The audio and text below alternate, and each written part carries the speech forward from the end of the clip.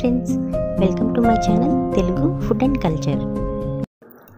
ఇవాళ మన tasty and simple recipe onion bajji. మరి రోడ్ సైడ్ బండి మీద దొరికే ఈ ఉల్లిపాయ బజ్జీని ఎప్పుడైనా టేస్ట్ చేశారా? ఆ ఉల్లిపాయ బజ్జీలని మనం ఇంట్లో ఇంకా హైజెనిక్గా మరికొంత టేస్టీగా ఎలా ప్రిపేర్ చేసుకోవాలో ఈరోజు చూద్దాం. వీటిని తయారు చేసుకోవడానికి ముందుగా ఒక మిక్సింగ్ బౌల్ తీసుకొని 1 కప్పు దాకా శనగపిండిని యాడ్ చేసుకోండి. ఇందులోనే 1.5 టేబుల్ స్పూన్ దాకా రైస్ ఫ్లోర్ని యాడ్ చేసుకోవాలి. ఇందులోని 1 అర టీ స్పూన్ వాముని యాడ్ చేయండి. ఈ వాము మనకి ఈ బజ్జీలకి మంచి ఫ్లేవర్ ఇవ్వడంతో పాటు మనకి డైజెషన్కి కూడా బాగా యూస్ అవుతుంది. ఇందులోనే మీ టేస్ట్కి తగ్గట్టు 1 టీ స్పూన్ దాకా కారం, 1 అర టీ స్పూన్ దాకా సాల్ట్ని యాడ్ చేసుకోండి. ఈ డ్రై ఇంగ్రీడియంట్స్ అన్నీ ఒకసారి ఈ విధంగా మిక్స్ చేసుకొని 1 పావు టీ స్పూన్ దాకా బేకింగ్ సోడాని యాడ్ చేసుకొని ఇంకోసారి డ్రై ఇంగ్రీడియంట్స్ మొత్తం బాగా కలిసేటట్టు మిక్స్ చేసుకోండి.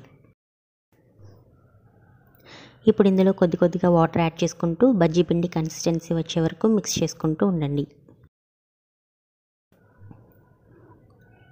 మనకి పిండి మరీ చిక్కగా లేకుండా మరీ పలచగా కాకుండా ఈ కన్సిస్టెన్సీలో ఉండాలి. ఇలా ఉండలేకుండా చక్కగా కలిపేసుకున్న తర్వాత ఈ పిండిని పక్కన పెట్టుకోండి. ఇప్పుడు మనం మీడియం సైజ్ లేదా పెద్ద సైజు ఉల్లిపాయల్ని శుభ్రంగా క్లీన్ చేసుకొని పైన పొట్టు మొత్తం ఒలిచేసి ఈ విధంగా మీడియం థిక్నెస్గా ఉన్న రింగ్స్గా కట్ చేసుకొని పక్కన పెట్టుకోండి. ఇప్పుడు మనం చిన్న మసాలా మిక్స్ని తయారు చేద్దాం. దీనికోసం ఒక చిన్న బౌల్లో 1 టీ స్పూన్ కారం, 1 అర టీ స్పూన్ చాట్ మసాలా, 1 పావు టీ స్పూన్ ఉప్పు ఇవన్నీ యాడ్ చేసుకొని ఒకసారి బాగా కలిసేటట్టు మిక్స్ చేసుకోండి.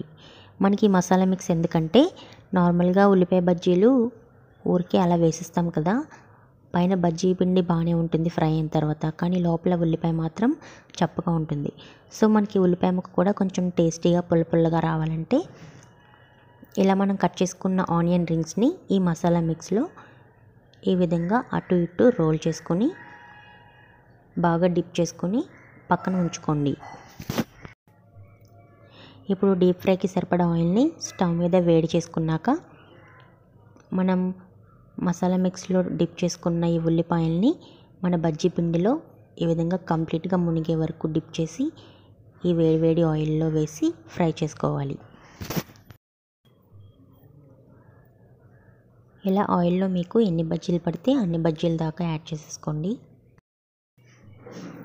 ఇలా బజ్జీలన్నీ యాడ్ చేసేసుకున్న తర్వాత ఒకవైపు గోల్డెన్ కలర్లోకి ఫ్రై చేసేసుకున్నాక రెండో వైపుకి తిప్పుకొని అన్ని వైపులా ఈవెన్గా గోల్డెన్ కలర్ వచ్చే వరకు ఫ్రై చేసుకోండి.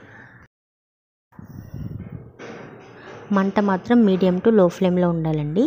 హై ఫ్లేమ్లో పెట్టుకుంటే మనకి బజ్జీలు అనేవి పైన ఫ్రై అయిపోతాయి, మాడిపోతాయి, లోపల మాత్రం ఉడకదనమాట. ఇలా చక్కగా బజ్జీలన్నీ కూడా మంచి కలర్లోకి ఫ్రై అయిపోయిన తర్వాత వీటన్నిటిని ఆయిల్ నుంచి సెపరేట్ చేసుకుని వేరే ప్లేట్లోకి తీసుకోండి. ఇదే పద్ధతిలో మిగతా బజ్జీలను కూడా యాడ్ చేసేసుకుని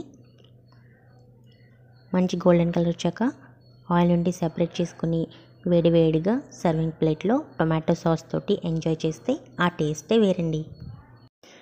మీరు ఇదే పద్ధతిలో ఉల్లిపాయ ముక్కలకి బదులు అరటికాయ ముక్కలతో కూడా బజ్జీ ట్రై చేయొచ్చు. చాలా టేస్టీగా వస్తాయి. చాలా సింపుల్ కదా ఫ్రెండ్స్. అయితే మీరు తప్పకుండా ఈ రెసిపీని ట్రై చేయండి. మీకు ఎలా కుదిరిందో, టేస్ట్ నచ్చిందో లేదో నాకు కామెంట్ సెక్షన్లో తెలియచేయండి. మరి ఈ వీడియో మీకు నచ్చింది అనుకుంటున్నాను. అయితే కనుక తప్పకుండా లైక్ చేయండి, మీ ఫ్రెండ్స్ అండ్ రిలేటివ్స్కి షేర్ చేసుకోండి. మన తెలుగు ఫుడ్ కల్చర్ ఛానల్కి సబ్స్క్రైబ్ చేసుకుని ఈ తెలుగు అమ్మాయిని కొంచెం సపోర్ట్ చేయండి. Thank you for watching.